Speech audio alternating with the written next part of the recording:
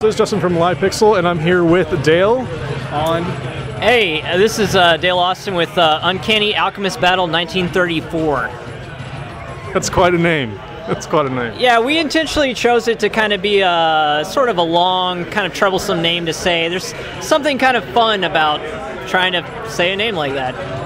So what is your game about? I mean, give us a general gist about what it actually is, like how you play it and all that stuff. So in Uncanny Alchemist Battle, you are you are an alchemist from the year 1934. And we've kind of chosen some intellectuals, some are well-known, some not so well-known intellectuals to choose from. And for example, you can pick Nikola Tesla as an alchemist. And of course, it's never been proven, but I mean, come on, just looking at him, I think you could pretty much say he was an alchemist. He knew some magic. So essentially, our game is a turn-based fighting game, if you will. You have 12 seconds of action play, and during that time, you can run around the course and also do sort of a light melee action. And then the game pauses, and at this point, you're sort of given a set of 7 spells to pick from, and you use those spells to defeat your enemy, and chaos can ensue in this game. Awesome. So you and your team, what does the team consist of? How many partners? What do you do on the team? What does your partner do on the team, etc.? Yeah. So currently the game consists of sort of 4 partners right now. There's Shay Pierce, who is basically the creative director and lead developer on this game. He's done most of the coding for it. He's sort of the guy that came up with the original idea. I am the art director and kind of lead artist on the game, and I've kind of helped give the game its sort of look and feel. We also have Phil Knoll, who has also helped out with sort of coding, and he's a big piece of doing the animation with the game. Actually, about an hour before coming over here, he showed us some animations that I just kind of blew my mind. Very excited about. And we also have Robin Arnott doing the sound effects for the game. So what did you guys do before this? What was your main sort of reference point? Did you guys move from like the big developers into the indie development, or what have you? How did you guys get started on this venture to make this crazy game? Yeah. So I can't quite speak for everybody here. I know Shay.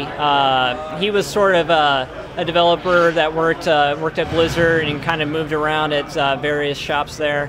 And now he does sort of freelancing and contracting around town.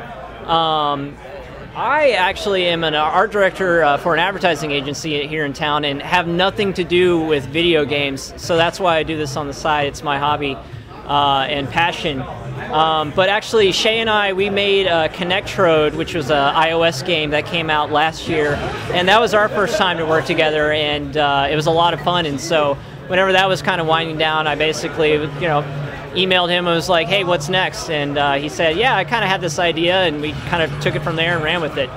So how did you guys get selected for this? Was this just some crazy occurrence of events, or what do you think of this fantastic arcade and also Juegos Rancheros, and what was the whole process like for a developer like you? Yeah, so man, fantastic arcade and just Juegos in general is amazing, and this is awesome.